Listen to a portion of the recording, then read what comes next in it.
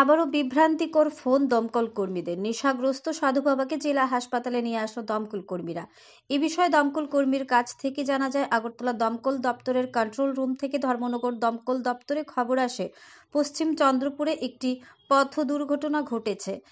খবর পেয়ে দমকল কর্মীরা পশ্চিম চন্দ্রপুরে ঘটনাস্থলে ছুটে যায়। সেখানে গিয়ে দেখা যায় এক সাধু বাবা নেশাগ্রস্ত অবস্থায় পড়ে আছে। দমকল কর্মীরা সাধু বাবাকে উদ্ধার করে ধর্মনগর জেলা হাসপাতালে নিয়ে আসে। হাসপাতালে নিয়ে আসার পর দমকল কর্মীরা জানতে পারে কিছুক্ষণ আগে ওই সাধু বাবা ধর্মনগর জেলা হাসপাতাল থেকে বের হয়ে গেছে। নেশাগ্রস্ত অবস্থায় পুনরায় পশ্চিম চন্দ্রপুর এলাকায় পড়ে গেছে রাস্তায়।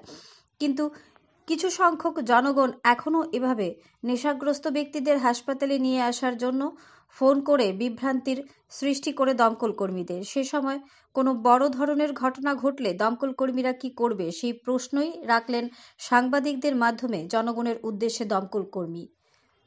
ধর্মনগর থেকে নিজস্ব প্রতিনিধির রিপোর্ট, আরই ধর্মনগর। একজনকে আনলেন আপনারা, এটা বিষয়টা কি ছিল? বিষয়টা আমাদের আগরতলা কন্ট্রোল রুম থেকে ফোন করে আমাদেরকে জানিয়েছে যে পশ্চিম চন্দ্রপুর রাস্তার মধ্যে একটা অ্যাক্সিডেন্ট হয়েছে। আমরা এখানে গেছি, গিয়ে দেখি একজন সাধু উনি রাস্তায় পড়ে আছেন। উনাকে আমরা উদ্ধার করে ধর্মনগর হাসপাতাল দিয়েছি। হাসপাতাল থেকে বলেছে যে উনি এর আগেও একবার এখানে এসেছিলেন, উনি ইন্টক্সিকেট অবস্থায় আছেন মনে হচ্ছে। আর এরকম ছোট ছোট কলের জন্য অ্যাকচুয়ালি রাস্তায় পড়ে আছে। এখন যদি আবার বড় অ্যাক্সিডেন্ট হয় তাহলে আমরা কিভাবে বুঝতে পারছি না। মানুষ শুধু আমরা আমাদেরকে বিদ্ধ করেছে।